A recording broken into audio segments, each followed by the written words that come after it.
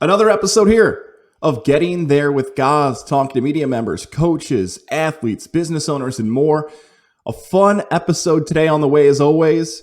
So for those who can't see you on the audio side, by the way, if you're watching the visual side, we're upgrading every single day. I got my wrestling shirt on if you're a wrestling fan. I got new graphics. I got all going on over here. But for those who can't see you, tell us who you are, what you'd like me to call you during this podcast. Yeah, what's going on, guys? My name is Jesse MacWilliam. You can just call me Jesse. Right now, working in the Capital Region. Right now, I work for Spectrum News as an MMJ / reporter, and just going out there doing what Goz is doing, man. I'm going out and telling stories, trying to find, that great story. Everyone has a story, and it's always worth telling. So that's what I do on a daily basis. Before we get into the life of Jesse, go back to that term you just used, MMJ, for younger people, for people who are kind of a little fresh in the field. What is an MMJ? Yeah, so an MMJ, short for a multimedia journalist. Basically, that is when I go out and shoot stories, I don't have a photographer with me. So I'm going out there, I'm setting up the shots, I'm recording everything, I'm getting the video that goes with the stories. Editing everything together. So basically it's just a fancy term for a one-man band. So I'm going out and I'm doing it all. And no photog. No photog. Got it. Right. All right. So when you're younger, what's the dream job? When you're a kid, when you're growing up, where'd you grow up? What was your dream job? And it was the same dream job you had when you were 18 years old. Yeah, so I was born in Syracuse, born and raised in Syracuse. Woohoo! Let's go! Let's go! Go Syracuse! Everything, yeah. Football, basketball, lacrosse. Even though the basketball team's kind of, not great this year, but yeah, born and raised in Syracuse. Actually in a town called Fabius, New York, about 25 minutes south of Syracuse. You just got to take, I-81 down, get off at the Tully exit, get on Route 80. 5 minutes later, you're going to be in Fabius. More cows than people. I always tell that to everyone. And I'm not kidding when I say that. I graduated with 68 kids. My brother's class 2 years before me, he graduated with, I think it was like 90 or 95. And that was the biggest class in school history. And it's funny, the grade 90. Yeah, 90. Crazy, right? And it's funny, the grade above me, they only had like 55 or 60. And they were one of the smaller classes. So it's pretty wild, man. But yeah, I grew up, when I was a kid, I probably had the dream that everyone had of, being a police officer or something along those lines. But, when I turned, 14, 15 years old, I really started watching a lot of SportsCenter on ESPN. I don't know why. I just fell in love with it. I just wanted to know what was going on in the world of sports. Whether it be cricket, football, basketball, it didn't matter to me. I just wanted to know what was going on. I also played football in high school. I ran track in high school as well. So that kind of helped as well. But I just really started watching SportsCenter and just saw how much fun that these guys and girls were having on TV, whether it be making jokes or just the banter back and forth with each other. And I don't know, I just put my mind to it. That's what I wanted to do. That's what I wanted to be. I wanted to be on TV. I wanted to be talking about sports.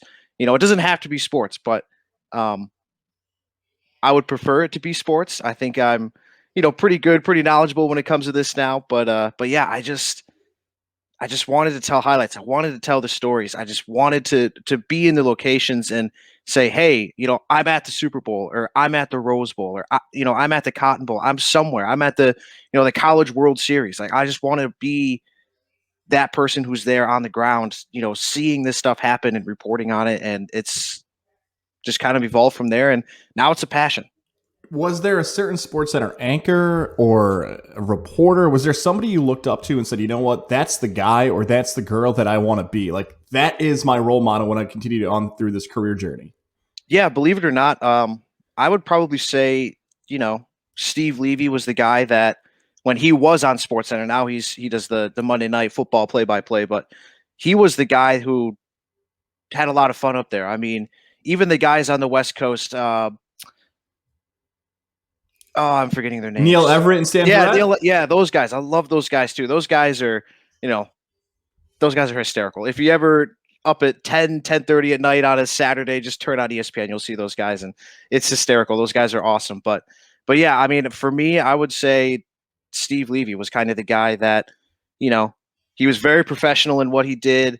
Um, and yeah, he was kind of the guy that I kind of looked up to and wanted to be. Now you end up having a connection later on with Steve Levy because I know you go to Oswego. Yep. Let's go through that process though. You and 70 of your closest friends graduate from Fabius Pompey High School, and now you've got to make a decision. You've got to go to college. What colleges are you considering, and why did you eventually decide on Oswego? Yeah, so I had a wide variety of colleges that I was looking at. Obviously, I was looking at Syracuse, given their the prestige they have in their mass communications program. Looked at Ithaca as well. Also looked at St. Michael's over in Vermont in the Burlington area. They had a nice little program as well. Looked at St. Rose. Trying to think where else. I looked at Albany as well. Siena, even though they didn't have a broadcasting program, but chatting with people there, you could kind of put something together that would resemble a broadcasting program. But that was kind of the turn off for me was, I want to have that degree in broadcast journalism. And believe it or not, Oswego was the last place that I looked at. It wasn't even a place that I really considered. My sights were set on going to Syracuse. I don't know if I mentioned Ithaca, but I looked at Ithaca as well. It was either going to Syracuse or going to Ithaca. And those were like the two schools that I had my mind set on. But obviously those schools, if you look at the tuition, pretty expensive. So that was one thing that my parents were worried about was, going to one of these schools and coming out with, six-figure debt, which was probably what was going to happen if I went to one of those schools. So it was my parents suggested, hey, why don't we check out Oswego? They've got a good broadcasting program. As you mentioned, Steve Levy went there. Linda Cohn, also a Sports Center anchor, went there. Plenty of other people. Al Roker, kind of the biggest alumni from the school, went there. So we went up there, and I didn't think much of it on the way up. I was just like, as I said, I'm set on Syracuse or I'm set on Ithaca. I got to stop you right there, though. When are you going? Because if you're going to Oswego in the winter, you might be covered in snow. If you're going in January and February, it might be a different trip than if you're going in the spring. Yeah, I'm trying to remember when we went. It was, if I remember correctly, it was towards the end of my junior year of high school. So it was probably April, May-ish. So it was really nice up there. If you ever go to Oswego, if you're ever in the Syracuse area, go up to Oswego. I'm sure people in the Syracuse area know, but go up to Oswego in the spring and the summertime, and it is absolutely gorgeous. Absolutely gorgeous.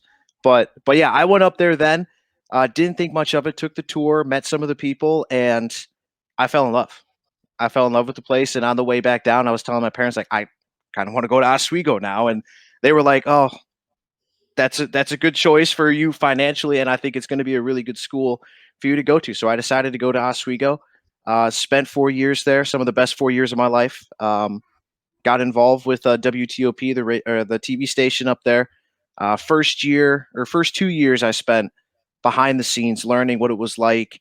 Being the graphics guy, building graphics, being the audio operator, just kind of learning behind the scenes, everything along those ends. And then I decided to get in front of the camera and start doing sports. And I was a sports anchor for one full semester.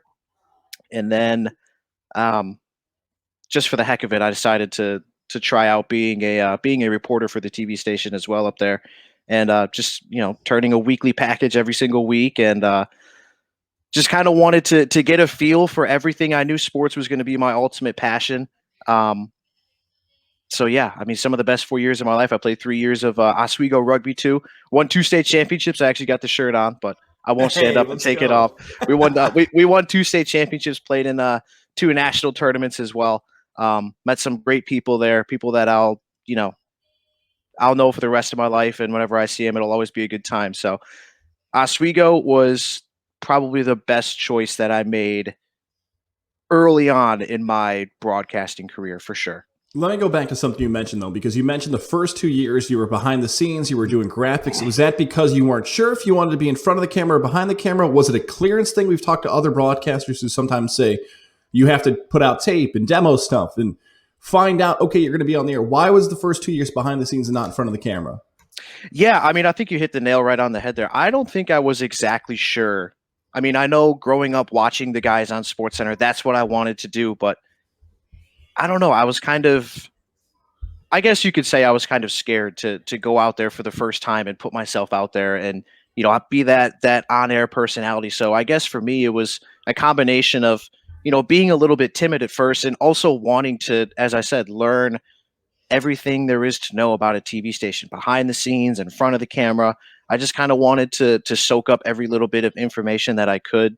Um, and ultimately, after those 2 years, I decided, you know what? Let's just try it out. Let's just see what happens. I know it's something that I really want to do. Um, so yeah, let's just try it out. So yeah.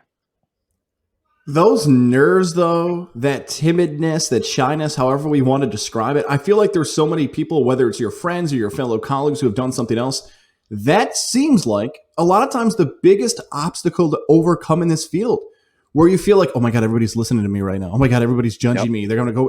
There is a lot of anxiety that goes into, okay, you have a microphone in front of your face and you're going to present something to somebody. A lot of vulnerability comes with that as well because you're putting yourself out there in a public forum, whatever it may be. I think, and maybe you feel that way too. Like I know you just described it, but I feel like a lot of people in our field never get to the point where they want to get to because they can't overcome that side of it of people are actually looking at me. Even though it's a camera, even though it's a microphone, they freak themselves out thinking, like you're on TV all the time. I'm doing podcasts now, but formerly I was on a radio. I never thought about who was listening because that would freak me out.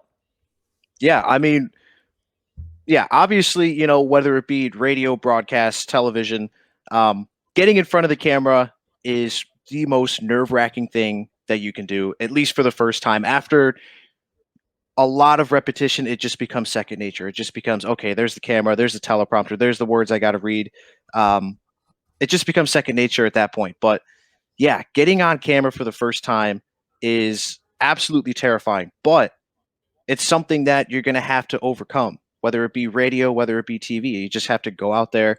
You just have to do it. And you have to not be scared of messing up, whether you say someone's name wrong or you mess up reading something on the teleprompter. Mistakes are going to happen. It's going to happen whether you like it or not. It's happened to me multiple times. I've gotten names wrong. I've, messed up words or jumbled up my words or whatever it may be. But it's just, you just have to do it. It's the more you do it, the easier it gets.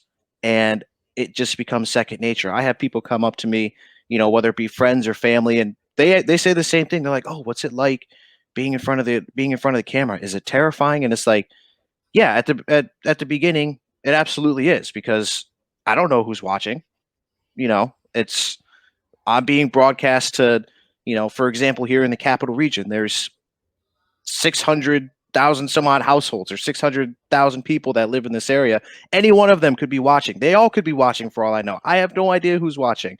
So it's kind of terrifying to do that. But as I said, the more you do it, the easier it gets. And it just becomes second nature. It just becomes, you going down into the studio and boom, you're doing it. You have your personality, you have your voice, you know who you're talking to. And you just have to make it as simple as possible. You have to make it, whether it be sports or news, you have to just tailor it to, I have no idea who's watching, so let's just make it as easy as it can be to understand so everyone knows the clear-cut facts and the most important information. Junior and senior year at Oswego. So you're on the air. How would you evaluate yourself? And by the time you hit your senior year, how do you feel? Confident? Back to being nervous again? Take us through those final 2 years as a Laker. Oh, man. When I first went on TV there, man, it's like, it's cringy to watch sometimes. I can see you sweating right now. You're grabbing your forehead like you're just working out. Oh, God. Yeah, it's... Oh, man. It was cringy at times, man. I'll be honest. I mean...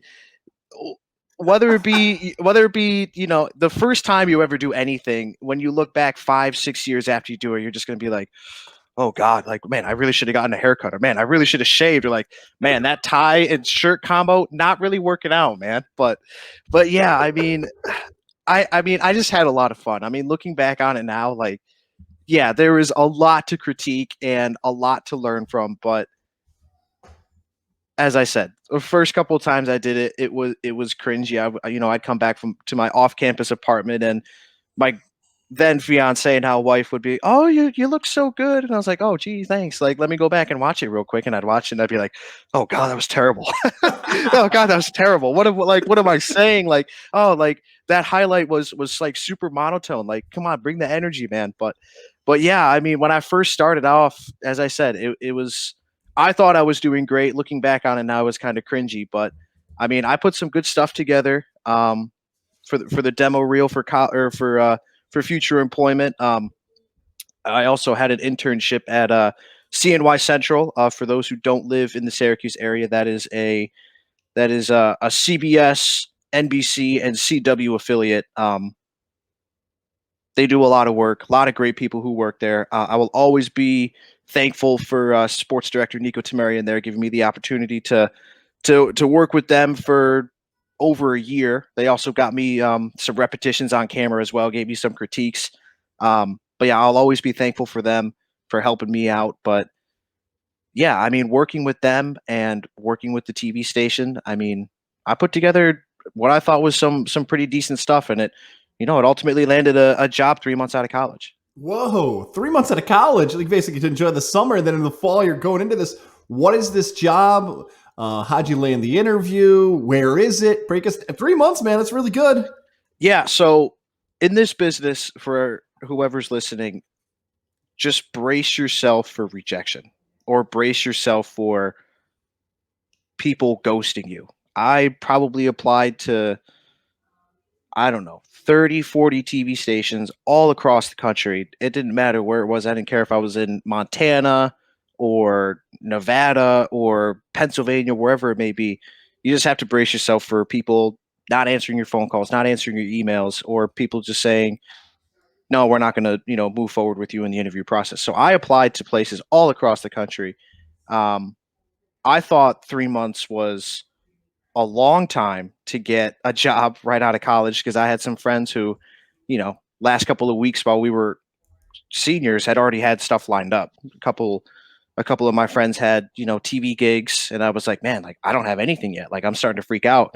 Um, but then I learned down the road that 3 months was actually, kind of a quick time. Some people wait, 6 months, 9 months, a year even to get their first job in this industry. But um, I saw the opening. It was a KQTV in St. Joseph, Missouri, market 201. There are 210 markets in America, so it was a very small market. But I was also blessed that it was an hour north of Kansas City. Kansas City's, a fairly decent sized market 30 or 40, somewhere in between there. But yeah, I saw the opening. I applied. Um, and believe it or not, within a day, I had a response back from the news director saying, "Hey, like, we want to give you an interview. Like, we like your reel. We want to chat with you real quick." So I interviewed with him. It was about 10-15 minute interview, real quick, kind of a preliminary. Tell me about yourself, your career goals, all that stuff.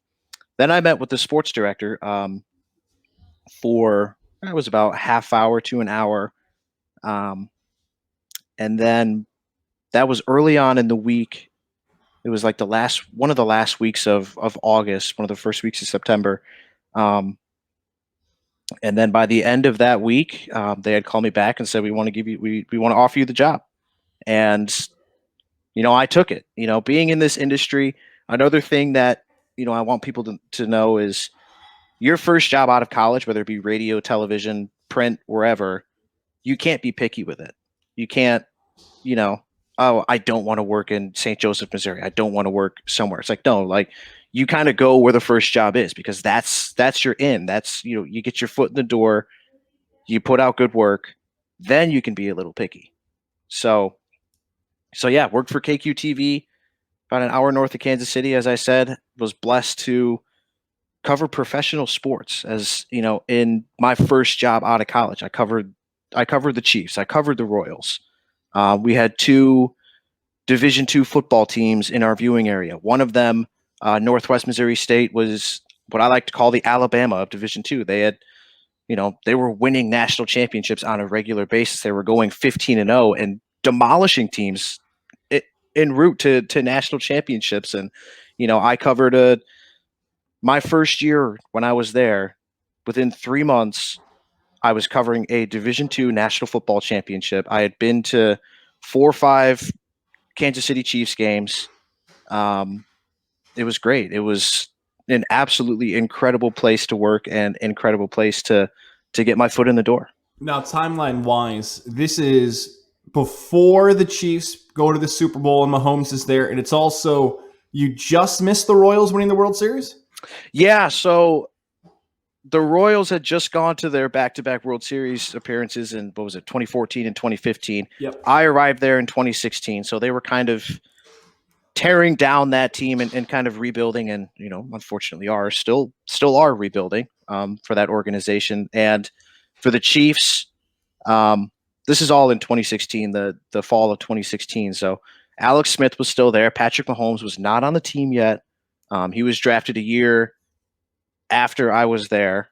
So yeah, the Chiefs were in that stage of, we realize we're a good team. We're getting the good players. We're trying to find, the players there. Andy Reid had already been there. Alex Smith was the quarterback.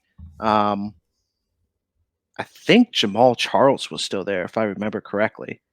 Dwayne Bowe was still there. Travis Kelce was up and coming, not the superstar that he is now. I got a funny story about him that we can chime into a little bit later.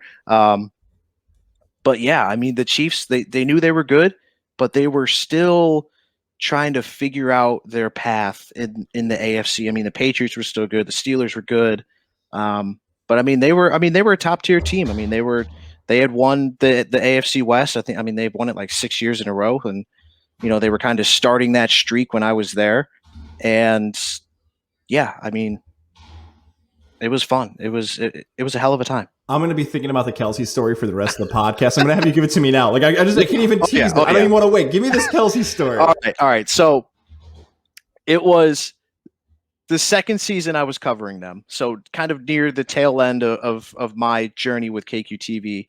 They had just won the AFC West, and I was shooting some stand-ups on the field afterwards. We had talked to Andy Reid. We had talked to the guys in the locker room, and I was shooting some stand-ups on the field to edit together. And stand-ups, for the TV term, just kind of explain that. Yeah. So a stand-up in TV terms is you set up the camera, you go in front of the camera, and you kind of you deliver your report. So for example, you see on ESPN or whatever sports channel you see, after a game, they're like, oh, so and so was at the game. Here's his report. Let's break it down. Boom. That's me right there. Hey guys, I was at the Chiefs game. You just won their second AFC championship or AFC West championship. Yada yada yada. So I was just done doing that, walking back up the tunnel, and all of a sudden I just see Travis Kelce come out of the locker room. He's got 2 Bud Lights in his hand. He's double fisted Bud Lights. It was great. It was awesome. I just looked at him and just started laughing. He's got like 3-4 people around him, probably family, friends, and all that stuff. And it was just awesome. I was like, man, that's cool, man. Like, congratulations. You just won the division, but man, you got 2, he's slugging 2 Bud Lights right now. He's got the reality show. He's popular. He's slugging the Bud Lights. He's living life, man. We made sure the camera was off before he started going full Stone Cold Steve Austin with the Bud Lights. I love it. Man. He's catching them out of the stands, cracking them together. That's right. Yeah. So look, by the way, you're young in your career. Can you kind of take us through the schedule at this point? Because it's your first job fresh out of college. You're in Market 201. Are you up till 4 o'clock in the morning? Do we call it a social life at this point? Because it's got to be wild of what you're doing out there. Yeah, so a lot of people think that, working in TV is like just your regular, 40 hours a week. I work, maybe I work 8 to 5 or whatever and get a break in there. No, that is not how it works. That is not how it works at all. There were days where, maybe I would have that regular 8-hour shift on a weekend. If on a Sunday there was nothing going on, you do your shows, you crank out your web stories. Maybe you're out by 11:30, 12. If you go in at 3:30, and you get your dinner break in there as well. But man, there were days that you would log like 10, 12 hours. Like you're working from noon to midnight. So you're going to press conferences, you're going to games, you're figuring out what's in the show. Maybe you're going and interviewing someone for a feature story or getting some video on someone for a feature story. It's just you don't really know how long your day is going to be. I remember one day when I was working at KQTV, I had to go to the softball state championships, which were 4 hours away in Springfield, 4 hours south down in Springfield. So the game started at, I don't know, I think it was like 10 o'clock in the morning. We had a couple of teams in, different levels or different school sizes playing for state championships. So I had to get up at like 5 o'clock in the morning, on the road by 6 to get there by 10 for the games. And they do things a little different in Missouri. So their softball season is played in the fall. Really? Huh. Weird. Yeah, it's weird. And this was also a Friday night. So, football is king in the Midwest. Football is king really anywhere you go at any level, whether it be in New York, whether it be in Missouri. Don't even get me started on Texas. It's like a religion down there. That's what my brother told me. He lived there for a couple of years. So Friday night, we got state championship softball. So I'm going down 6 o'clock in the morning, driving down there. One team wins in the semifinals. They play again in the finals, which also happened to be in the same day. They lose in the finals. I've got to drive back to St. Joseph 4 more hours to go shoot high school football and co-anchor our high school football show, which goes on at 10:30.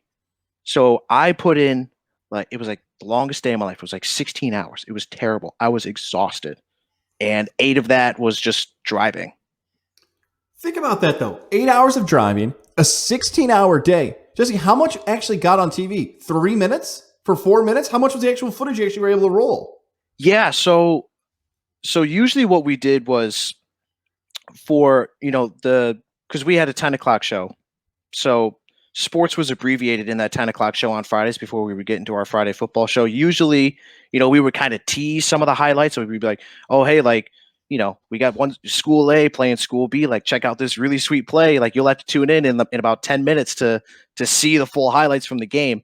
So we would abbreviate that. So it would only be down to maybe 2 or 3 minutes. So yeah, I'm shooting 2 full softball games and driving 8 hours for literally, as you said, 2, maybe 3 minutes of content. Oh, brutal, man. Brutal. But that's the life in TV, man. I mean, for example, that Syracuse-UConn 6 overtime game, I mean, you're only allowed so much time to put highlights on and, for coaches' sound bites and player sound bites and all that stuff. So, I mean, you could be at a game and the game could go into extra innings or could go into overtime or whatever. You could be at a 25-inning baseball game and you only have a minute to tell the story of that game. And there's maybe the score is, 20 to 17 after 25 innings. I have to put that down into a minute. So I have to find the best plays or, the craziest catches or whatever and find a way to get that in there. And at the same time, tell the story of the game, because that's essentially what a highlight is. I mean, obviously we want to see the dunks. We want to see, the super awesome touchdown catches or the super awesome catches. But, my job or the job is to tell the story of the game. It's worth repeating, by the way, for those who remember that old Sports Center commercial where Dwayne Wade goes into the room and, it's not ready yet, Scott. It's not ready, where he's cutting his own highlights. You are cutting your footage. You did not send it back to somebody at some booth back. You personally are the one cutting up the shots, the B-roll, right? That's the term for TV stuff you're getting right there? Yeah. So the B-roll is actually for feature stories or some video to put over the top of a soundbite or whatever.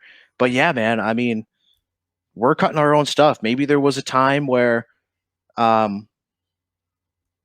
would drop my stuff off at the station and, the sports director would be like, oh, here, just let me see that card. I can put the game together. I was just keeping tabs on it. So I kind of know, where the plays were and all that stuff. But, I always wanted to cut my own stuff anyway, because I was at the game. I know what happened. I saw the plays, and, if I give the card to someone else to cut the game, then, maybe they missed something. So it's, I was at the game. I want to put the plays that I saw, the plays that I really liked, and the plays that tell the story of the game in the highlight. Take us through the journey now. You're in Market 201. You're in Missouri. You're doing your thing. You're working with pro teams. But as you mentioned, you're an upstate New York guy, born and raised. How did you end up in the capital region, 2 hours east of your hometown? Yeah, so my wife and I, when we were living in Missouri, we always found ourselves whenever we wanted to go home, it was always taking vacation time. Um, so that kind of, how do I want to put it? For starters, I had a hell of a time living in Missouri, but we wanted to be closer to home. I mean, she's from Lafayette, New York. I'm from Fabius, New York. All of our family, lived in that area. We just wanted to be closer to home because we always found whenever we went home, like we would take vacation time, and I wanted to use that vacation time to, actually go on vacation. Go to Florida, go to Europe, go to Canada, wherever. It didn't matter to me. I wanted to use that time to go somewhere. So one of my buddies actually worked in. I went to. He was my roommate um, for 3 years in college. He texted me one day and just said, "Hey man, there's going to be a sports opening at Spectrum. Marissa Jacks is sports director. Here's her email. Reach out to her." Shot her an email. She got back to me really quick and was like, "Yeah, just upload your stuff. I'll take a look at it, and if I have any questions, I'll give you a call." And I did all that, and yeah, next thing you know, I'm packing up my bags and packing up my apartment in St. Joseph, Missouri, and making this 17-hour trek from Missouri to back to upstate New York. And um, I think it was a great move. I mean, for me personally, I'll never forget working with professional teams and working with those mammoth Division II programs. But you know, there's nothing better than being closer to home and being closer to family and being closer to loved ones and all that stuff. And that's really what we wanted to do. And I think it was a great move. But there's a weight when you're talking about this with it's your friends, your family. You know, if you get this right, you will be closer to all of them.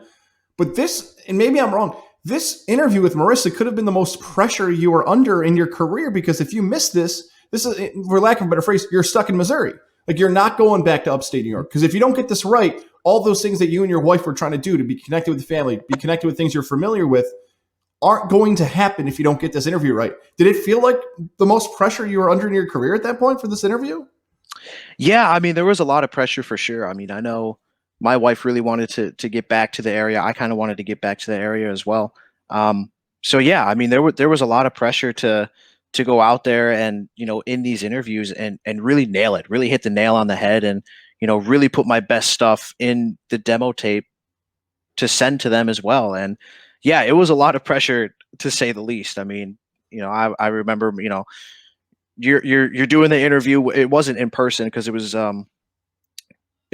near the end of the year and budget things. They couldn't fly me out and all that stuff. And I didn't obviously want to drive 17 hours, long time. Um, but yeah, man, like I'm doing Skype interview, Zoom interview, what we're all used to now. But yeah, I mean my legs are going, like I'm sweating. I'm like I could feel like the butterflies in my stomach, and I'm just like, man, I just need to calm down. I just need to like nail this interview. But yeah, I mean it all turned out well, and here I am. Now you get the gig. Your roles and responsibilities very similar to in Albany, what you did in Missouri, shooting footage, going out to sporting events, covering more so college teams in the capital region than the professional teams. Like you're not driving out west to cover the Bills or the Yeah. Sabres or Syracuse college team, but more college based when you get to the capital region. Yeah, the capital region is a very unique area for sure. I mean, we don't have a professional sports team. Well, now we do, but I mean, we don't have like an NFL team or a Major League Baseball team or an NBA team in the area. Yeah, we have, the Bills, the Jets, the Giants, Patriots, Yankees, Mets, Islanders, all those teams, but they're kind of regional interest. So the emphasis here when I got to the capital region was on high school sports. I mean, we have 60 plus high schools in the area. They're all doing great things. Um, as you can imagine, a lot of teams, a lot of kids, a lot of stories to tell. So really the emphasis um, was on high school sports. It was, I mean, college sports was a very close second, but everyone seemed to rally around the high school sports: football, basketball, lacrosse. I mean, lacrosse is now one of the hottest hotbeds in the country, or the capital region is, I should say. And yeah, I mean, a lot of it was doing the same what I was doing in Missouri, going out to press conferences, going to games, shooting highlights, finding interviews, finding stories, anchoring on the weekends, and then just helping out wherever I could. I mean, there were some times where I helped out with news, whether it be election night or breaking news, whatever it may be. I mean, yeah, it's awesome. All right, I got 5 questions for you here. 5 questions about Jesse MacWilliam, my guy from Fabius Pompey. Let's start with this one. Question number 1. Is there a number 1 person you want to interview? Is there somebody on the list, whether it's in sports, politics, news, that, all right, a year from now, I'm setting this goal, or maybe 5 years from now, this is a person I really want to have a conversation with, and who is it and why? Yeah, I mean, I think I've got a couple. I know I've always wanted to interview Tiger Woods. Prayers up for him. I hope he's doing all right with the injuries that's going on with him in that car crash last week. I've always wanted to interview Tiger Woods. I grew up watching Tiger Woods. The dude is one of the most dominant golfers of all time, if not the most dominant golfer. I don't think anyone can ever replicate what he was able to do outside of Jack Nicklaus. But another one who I'd also like to interview, Ric Flair. The Rolex wearing, diamond ring wearing, woo! Yeah, big Ric Flair guy. Big Ric Flair guy. He's awesome. Are you just a W? You know what? I got to improv here. I feel like I know the answer. Are you Are you like a secret WWE fan that I didn't know about? To be honest with you, no. I do not like WWE. I just, some of these personalities, man, they're just like, they're unbelievable. They're larger than life. And I mean, Ric Flair was one of those dudes. Like, I mean, he spent more money on spilt liquor from one end of the world to the other than, someone has made in their career, as he said in that one interview.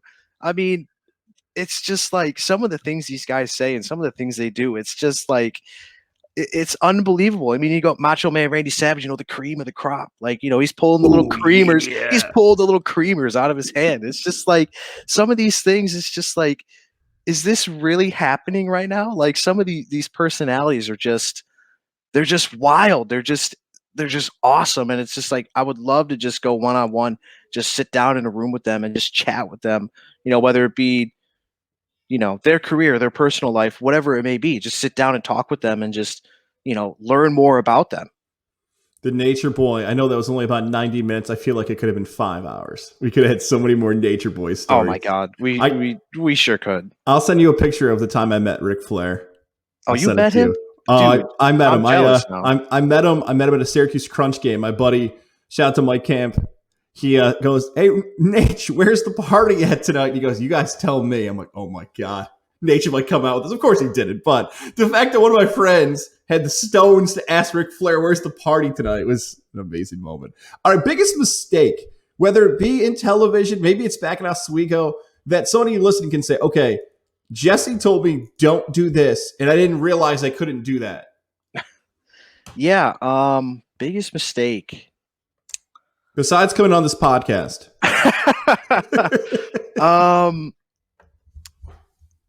Yeah, I mean, I would say, some of the biggest mistakes that I've made probably would be, it may not be, something that has dramatically changed my career, but, there were times where, maybe I would be, a little careless when it came to, cutting video or, even CG spellings, computer graphics spellings. Sorry to cut you off. A certain button you may have hit with one of your bosses early on. Yeah, I mean, you're not going to please everyone. I mean, there were times where it may not have been with my sports director, maybe the news director, at least at KQ2, where I would mess something up and I have to go in and chat with him and tell him what happened and how do we rectify the situation. I mean, it was nothing really bad, but whether it be, the way that I structured a sportscast or the way that I, told a story or, something, cutting a video or, CGing or anything along those lines. I mean, I would say I was definitely a little careless at times where, I would get sloppy when it came to cutting or sloppy when it came to spelling, and misspellings would air on TV, and we get phone calls. People, oh yeah, that's not spelled right. It's like, yeah, that's on me. I messed it up. But I mean, you just have to be super attentive to what you do. And I mean, even here in the capital region, when I first started, I mean, there were spelling mistakes. There were times where I messed up video or put the wrong video in, or when I was cutting highlights, I would delete something out of the highlight but not delete it out of the script. And whether it be myself or someone else going up and reading the highlights, and I would mess that up. And you just have to be super attentive to what you do, and in everything you do, really. It's not only in your professional career but in your personal life as well. You just have to be like super attentive to the details, and making sure that all the little things are right, because if the little things are right, then the big things are going to be right. Don't double tap on your camera too, right? That's a nice. Yeah, don't double tap the camera. First story I ever did at KQTV was going up to Northwest Missouri State for a story on the volleyball team. They had not been great over years, and then the first year that I was there, they were really good. Double tap the interview. Double tapping is when you hit the record button twice. So you record for like a second and then you stop it, and you think it's still recording. So I did that when I was talking to the coach, and I was driving back to the station, and luckily I had talked to one of the players as well. But I was driving back to the station, and I was just like, all of a sudden I just had this thought in my head. I was like, huh, I wonder if I hit the record button twice when I was talking to coach. And I was like, well, there's nothing I can do about it now, so we'll just figure it out when I get back to the station. I got back to the station and put the card in, and I only had the interview from the player, and I was like, looked at my boss, and I was like, yeah, man, I think I messed up. I messed up. And he just kind of looked at it and was like, well, what can we do? He's like, it's probably not worth going back up there, because it was like an hour drive to get up there. So we just made do with what I had. Two more here for you. Bucket list sporting event. You mentioned a lot of these early on. You mentioned Super Bowls and Rose Bowls. Is there one it's like, okay, if I do this has been a pretty good career for me? Yeah, I mean, the Super Bowl is definitely up there. Definitely would want to cover a Super Bowl. I'm a big college basketball guy, so I'm going to go out there and say having an opportunity to maybe cover a Final Four, a national championship team. That'd be awesome. I love everything there is about college basketball. The amount of teams, the coaches, the players, the style of the game. It's way better than the NBA. That's my hot take of the day. But yeah, I would love to cover a Division I national championship, because I did have a chance of covering a Division II national championship in my career. Final question. We get everybody out on this. Unless I missed something you want to add at the end. Best advice for people who are listening, for you listening right now, to get where you are in your career? Yeah, I mean, everyone always, they have the goal of, working for ESPN, or, working in, some of those top markets, New York City, Los Angeles, Chicago, wherever it may be. But my advice to you is, it's not always about getting that job. I mean, that job is always nice, but you have to balance, your personal life with your professional life. You have to find that balance. You can't, you know, you can't have a family at home and be working, 10, 12-hour days. I mean, it's just not going to work. You're not going to be able to see your family. You're going to miss, when your kid is growing up or kids are growing up, you're going to miss things. And, you kind of have to be prepared for that. But you have to find the nice balance of being happy in your professional life and being happy in your personal life in this industry. Because if you don't, then it's just things are not going to be good down the road, whether it be personal or professional. It's just things aren't going to work out. And, I think I have found that balance here in the capital region. I see my wife constantly. At some point down the road, we do plan on starting a family.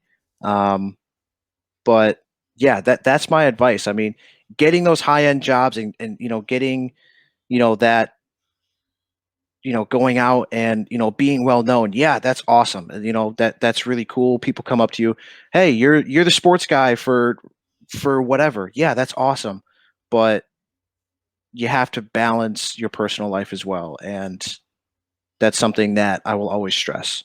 It's a very unique take of advice, and I think it's very important because so many people are so focused on that high goal, at certain market, that certain paycheck number, and they forget about a lot of things you just said Yep. about family and friends and being comfortable and feeling like you belong in a certain place. And what is that ultimate goal where so many people work towards it? You might try to work towards market 5 or 7. The reason they're working to market 5 or 7 is because it's close to their hometown, it's close Yeah. to the family. So those things adjust throughout their lives. I think it's a great piece of advice. It's an advice that not everybody's going to say. I think it's very raw and authentic. A lot of people won't admit that I want to go back and I want to be closer to my family. So I love that take. Did I miss anything? Did I leave a great story out on the table that I didn't set you up for? Is there something great you want to leave with? I felt like that was a great piece of advice. I'm still getting used to this podcast where I don't know if I close with great advice or feel like, less. I'm so used to these 5-hour shows and 4-hour shows. I feel like I leave stuff on the table. You got anything else for me before we sign off? And by the way, thank you for the piece you did for me and my family on Spectrum. For those who might have been listening, Jesse was a part of that. Thank you for doing that. He was the one who put that out there. So again, one more time in a public forum, I will personally thank you for helping me out with all those good things. Yeah, man, that was a lot of that was a lot of fun. Give my best to Rex. Give my best to your wife. That was a lot of fun. Trying to think of a great story that I have. I mean, I guess one thing that I'll always be maybe a little salty about in my career is missing out on the Patrick Mahomes experience in person. Man, I missed it by a year. Yeah, I mean, I guess that's one thing that I'll always be a little salty about. But here's another one of my hot takes, at least from 2 years ago. So when I first saw Patrick Mahomes play in person, it was like a week 17 start. The Chiefs have already locked up a playoff spot. They had benched their starters for, to rest them up and all that stuff. And Patrick Mahomes got the start because Alex Smith was the starter. Yeah, I was not impressed with the first time that I saw Patrick Mahomes take the field. I was not impressed. I was not impressed at all. And then when he was going to be the starter next year, I was like, okay, like, again, I wasn't overly impressed with, that first game that I saw him in and go against a starting NFL defense for 4 quarters. I wasn't impressed. Man, I ate my words real quick. I ate my words real quick, man. After 3-4 games of watching him throw like 5 touchdowns a game, I'm like, okay, well, apparently he got a lot better since last year because, that first game he was missing receivers. He had thrown an interception, no touchdowns. You can look it up. It was that final game of the 2017 season for the Chiefs. I think they were playing the Broncos, if I remember correctly. And yeah, I just wasn't impressed, man. I don't know. I'll do this for you then. I'll make this promise for you because I know a lot of you TV guys, and this is something we didn't get a chance to hit on, but we'll just hit on it real quick here.